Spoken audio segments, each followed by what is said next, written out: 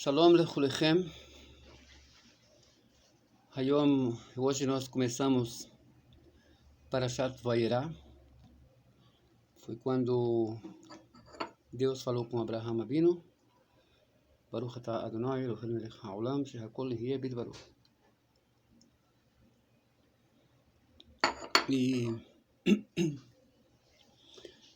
aqui nós temos uma abordagem importante para entender o funcionamento da profecia, como acontece.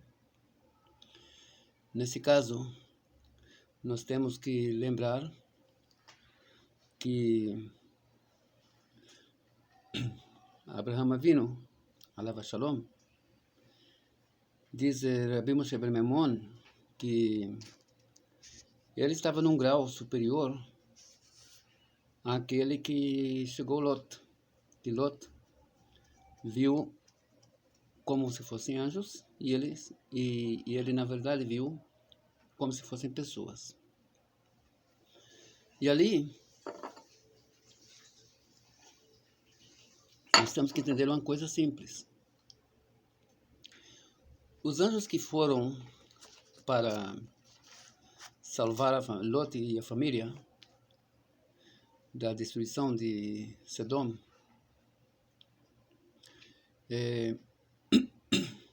eles, na verdade, é certo que eles apareceram lá, eles estiveram lá, são forças divinas, anjos são forças no plano espiritual que ajudam as pessoas, ou salvam, ou libertam, ou até trazem alguma coisa que esteja pendente, seja para bem, ou seja uma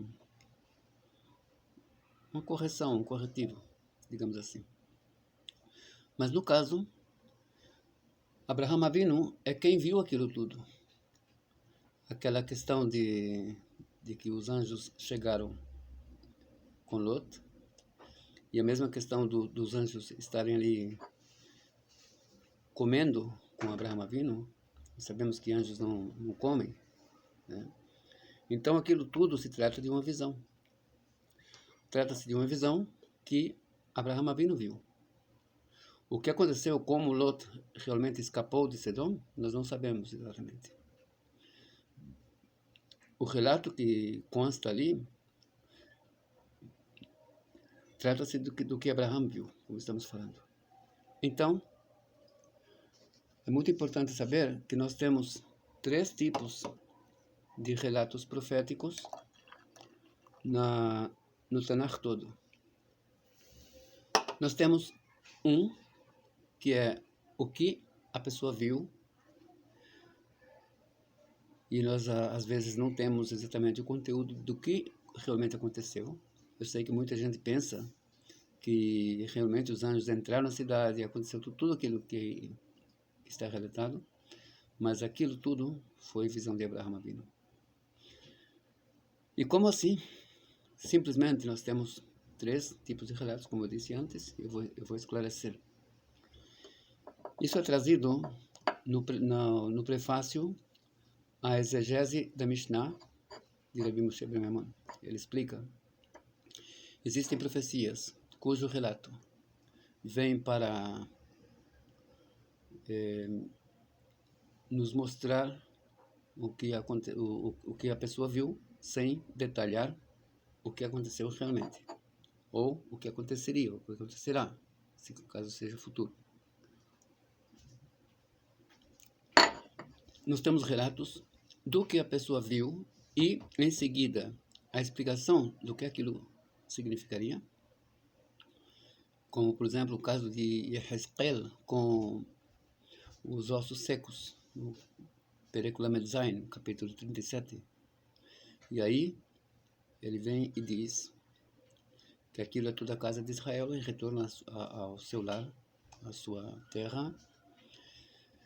E além disso, ainda coloca um detalhezinho muito importante ali no Pasuk Het, no verso 8º. Veruach en bahem, Eles não tinham espírito, já tinham carne, a carne já havia se revertido, revestido os ossos, que se juntaram, e já tinha pele, já tinham tudo, mas ainda não tinham espírito, não tinham fôlego de vida.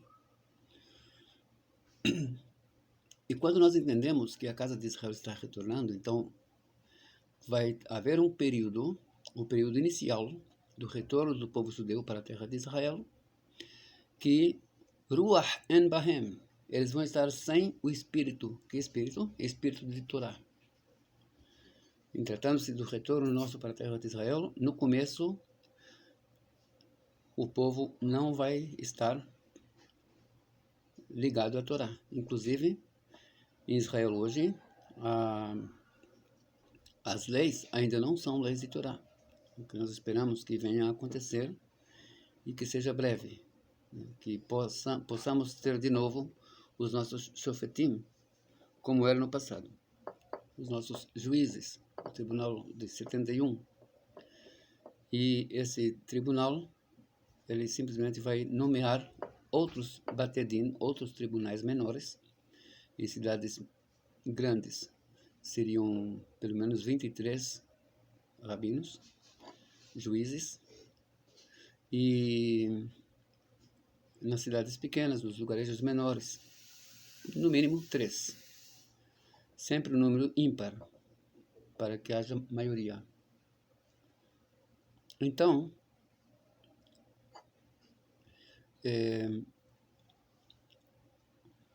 nós temos aí, nesse caso, uma profecia que é explicado detalhadamente o que aconteceria, e também relata o que o profeta viu. Nós temos casos que só relata só o que o profeta viu, como é o caso, esse caso aqui, de Vayera Elau Adonai Beloné Mamere. E nós temos um outro caso muito interessante, que é aquele que Elisha vê Eliahu, seu mestre, numa carruagem de fogo, subindo em direção aos céus. Eu sei que muita gente pensa que aquilo realmente aconteceu, mas na realidade, todas as pessoas nascem e morrem. E aquilo que Elisha viu, ele viu o falecimento de Eliahu. Não é que aquilo realmente aconteceu. Ninguém sobe aos céus com corpo, ninguém sobe ao mundo espiritual com corpo, e muito menos numa carruagem de fogo, ou com cavalos, qualquer coisa assim. Os únicos que conseguem acreditar piamente nessas anedotas são os islâmicos. Geralmente eles aceitam que o Muhammad subiu aos céus em um cavalo. Aí, bom, pelo menos o cavalo também já era santo, né?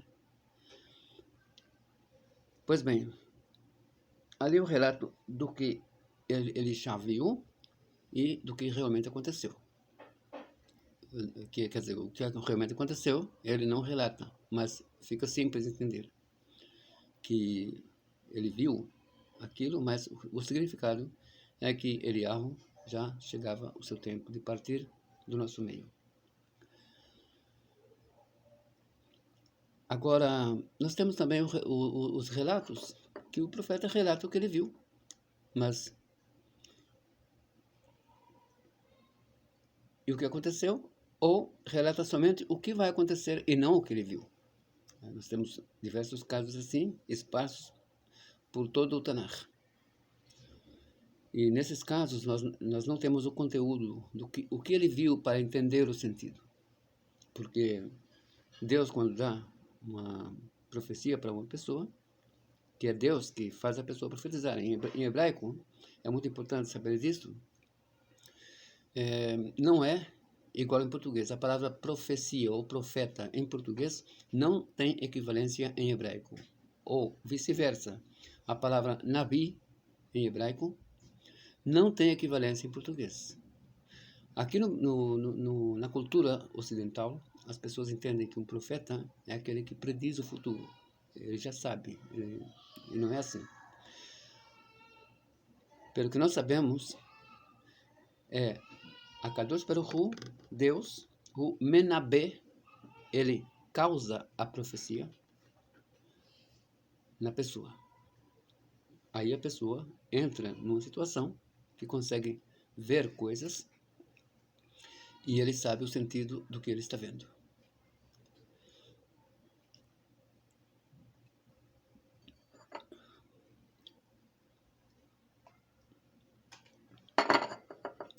Aí tem diferentes graus de profecia. E geralmente os profetas alcançam apenas o grau mais baixo dos anjos, que são 10 graus, e o mais baixo são os Ishim.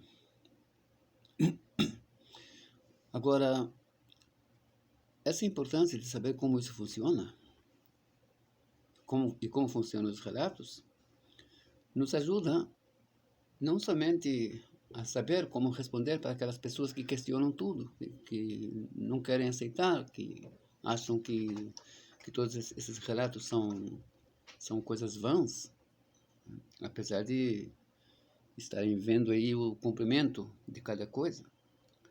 Então nós temos aquela luta de Jacob Abino, quando ele luta com o anjo na entrada para a terra de Israel.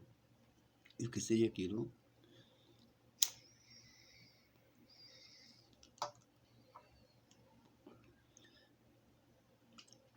Claro que nenhuma pessoa, um ser humano, pode lutar contra um ser espiritual.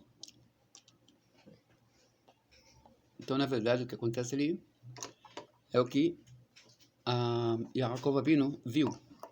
Aquilo tudo, ele viu, ele sentiu no próprio corpo, porque ele entrou em Shalem, ele estava manco do golpe que, durante o momento profético, ele recebeu em sua perna, no nervo ciático. E por isso ele instituiu a proibição de comer nervo ciático, que mais tarde a Torá aceitou. E não é só o nervo ciático que é proibido para nós. Quem aprende Shechitah sabe que os braquiais e outros também são proibidos, mas a única diferença é que comer o nervo ciático é proibido com penalidade de caret. E aquilo tudo foi o que Jacob Abino viu, e ele não nos revela o sentido, o que vai acontecer, o que aquilo significa. E hoje nós sabemos que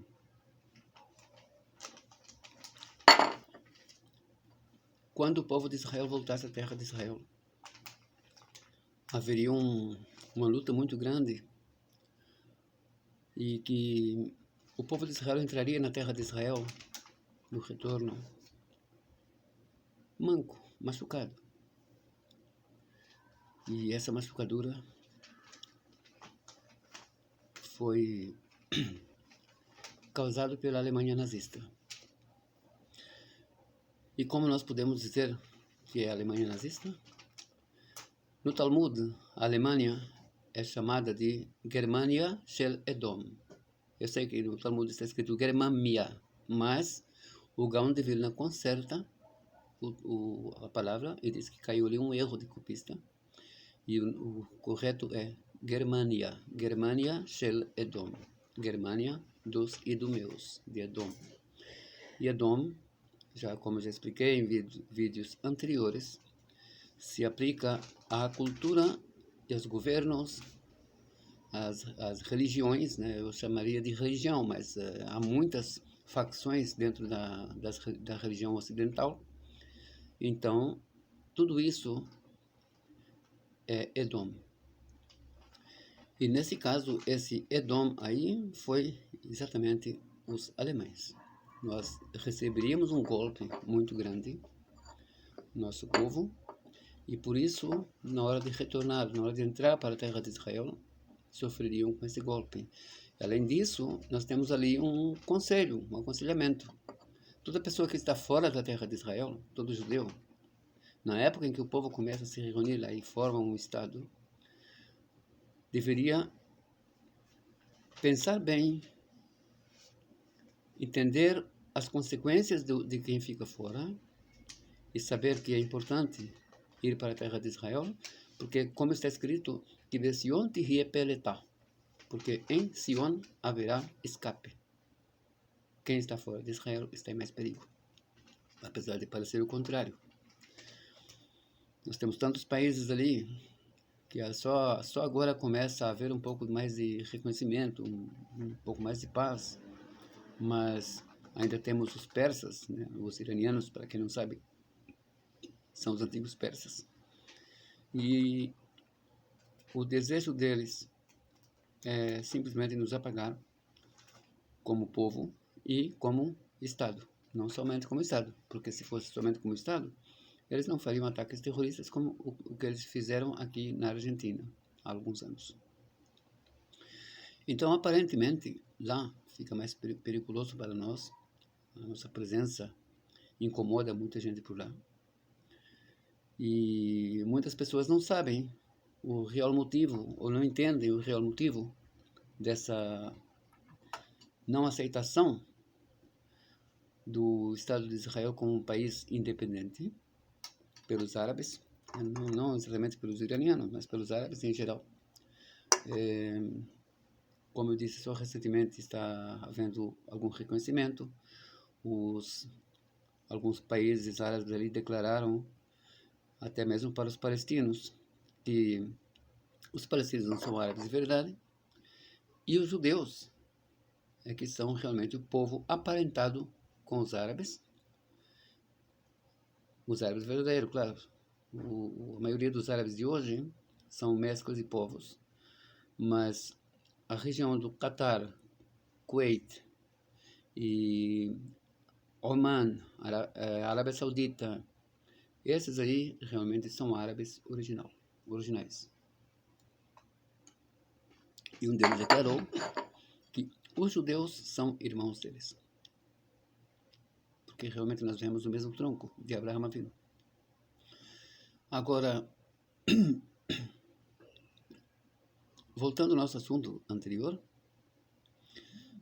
é que a importância do povo judeu de seguir para a sua terra nessa época é muito grande mesmo. Não é somente para povoar a terra, aumentar a sua população na terra de Israel e reconquistar toda a terra como precisa ser, mas sim porque em Sion te repeletá, e quem está fora corre sérios riscos, como nós vimos aqui na Argentina, o levantamento de antissemitismo muito grande. Na França também aconteceu. Hoje Israel está cheio de franceses, judeus franceses, e cheio de judeus argentinos, exatamente por causa dessas ocorrências. O Brasil não é diferente. Se houver aqui uma mudança no status político, por exemplo, nós podemos correr sérios riscos. Nós, judeus, talvez caiamos na mesma situação que caímos na Argentina. E nós sabemos que no sul, principalmente no sul do país, existem diversos grupos de neonazistas. E onde nós achamos esse aconselhamento da Torá? Naquilo que ela fala, porque Jacob Avinu ficou do outro lado do rio. A família toda passou e ele ficou.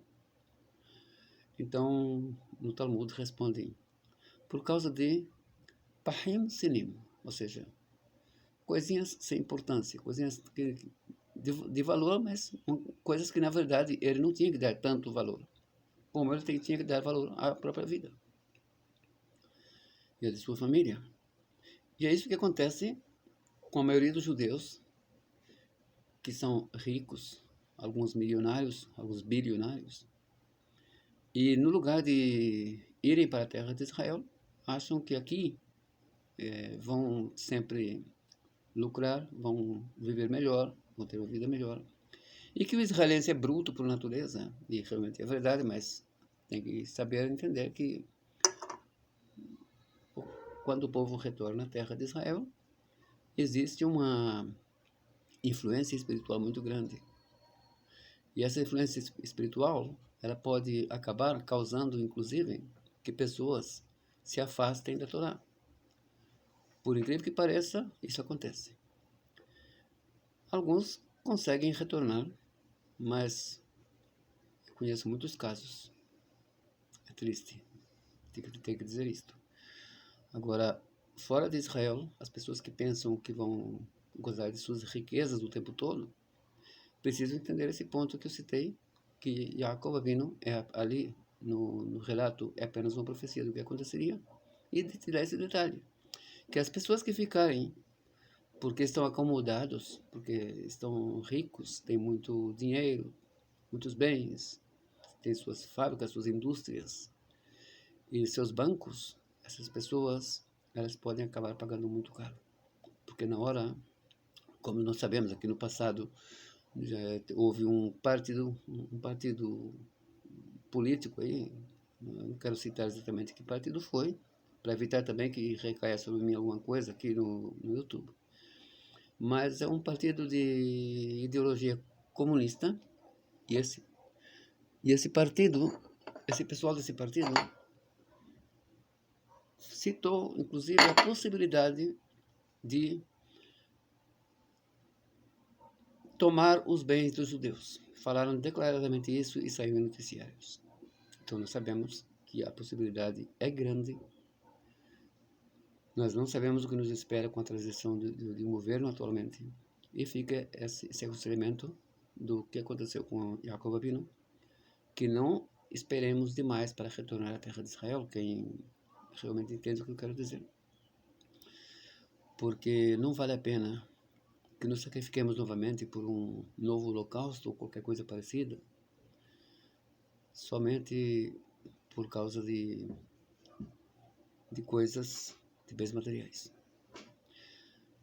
Mas o senhor mesmo veio de Israel. Sim, eu vivi em Israel desde o começo dos anos 80 até 2008, é certo. Mas eu vim para um trabalho voltado para aqueles que me são próximos, o pessoal que se diz anusim. Alguns sabem dos relatos da família, outros não, mas existem costumes, é possível identificar. E eu vim por uma nobre causa. Eu vim para abrir o yeshiva, para tentar ensinar o máximo para essas pessoas. Eu vim para deixar pessoas a nível de conhecimento rabínico. Eu pretendo, se Deus quiser, ainda fazer isto. Então eu tive um motivo grande para vir. Eu não transgredi a halakha. A halakha é que quem vive na terra de Israel está proibido abandoná-la. Mas eu nunca ouvi falar desta halakha. Não está no Ketub Shulchan Aruch, não está no Shulchan Aruch. Então, de onde eu tirou essa halakha? Bom, tem uma Mishnah no tratado Ketubot, Kof Aleph, página 111. E essa Mishnah, ela define claramente que se um judeu estiver fora da terra de Israel e quiser ir para a terra de Israel, sua esposa obrigatoriamente tem que ir consigo.